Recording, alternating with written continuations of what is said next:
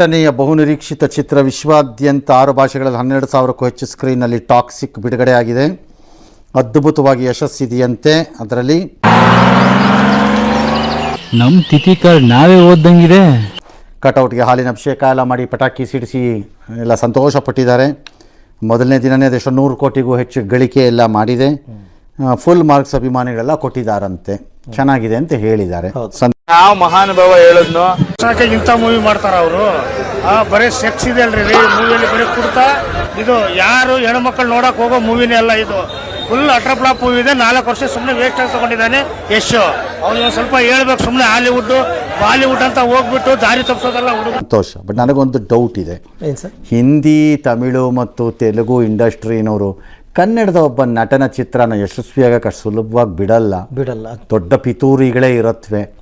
ಎಚ್ಚರಿಕೆಯಿಂದ ಇರುವುದು ಉತ್ತಮ ಎಲ್ಲರೂ ಮೇಲ್ನೋಟಕ್ಕೆ ಅಂತ ನನಗನ್ಸತ್ತಪ್ಪ. ಇದು ವೈಯಕ್ತಿಕ. ಅದು ಶುರು ಆಗಿದೆ ಅಂತನೂ ಆರೋಪ ಕೇಳ್ಬರ್ತದೆ. ಗೊತ್ತಿಲ್ಲ ನನಗೆ ಯಾಕಂದರೆ ಕನ್ನಡದ ಒಂದು ಚಿತ್ರನ ಅಷ್ಟು ಸುಲಭವಾಗಿ ಹಿಂದಿಯವರು ಒಪ್ಕೋತಾರೆ ಅಂತ. ಅವ್ರಿಗೇನಂದ್ರೆ ನಾವು ಒಬ್ಬರೇ ಈ ಪ್ರಪಂಚಕ್ಕೆ, ಅವ್ರವರೇ ಇರಬೇಕು, ಅದದೇ ಫ್ಯಾಮಿಲಿನವ್ರು ಇರಬೇಕು, ಅವ್ರದ್ದೇ ಮೊಮ್ಮಕ್ಕಳು ಬರಬೇಕು, ಅವ್ರದ್ದೇ ಮರಿ ಮಕ್ಕಳು ಬರಬೇಕು, ಅವ್ರವರೇ ಹೀರೋಗಳು, ಅವ್ರವರೇ ಹೀರೋಯಿನ್ಗಳು, ಅವ್ರವರೇ ಪ್ರೊಡ್ಯೂಸರ್ಗಳು, ಅವ್ರವರೇ ಫಿಲಮ್ ಡೈರೆಕ್ಟರ್ಗಳು, ಅವ್ರು ಮಾತ್ರ ಇರಬೇಕು. ಬೇರೆಯವ್ರನ್ನ ತುಳಿದು ಬಿಸಾಕ್ಬಿಡ್ತಾರಲ್ಲಿ. ಹಂಗಾಗಿ ಇದಕ್ಕೆ ಏನು ಮಾಡ್ತಾರೋ ಗೊತ್ತಿಲ್ಲ. 4 ವರ್ಷದಿಂದ ಕಾಯಿಸ್ಬಿಟ್ಟು ಸರಿಯಾಗಿ ಹಾಕ್ಬಿಟ್ಟಿದ್ದಾನೆ. ಒಂಥರ extraordinary, fabulous, fantastic. Yash waste ಅಣ್ಣ. ಮೂರು ಚೆನ್ನಾಗಿಲ್ಲ ಕನ್ನಡ ಫಿಲಮ್. ಸೀರಿಯಸ್ ಆಗಿ ಹೇಳ್ತಾರೆ ಅವ್ರ ಅಮ್ಮನ ಫಿಲಮ್ನ ಗೊತ್ತೇ ಆಗಲಿಲ್ಲ.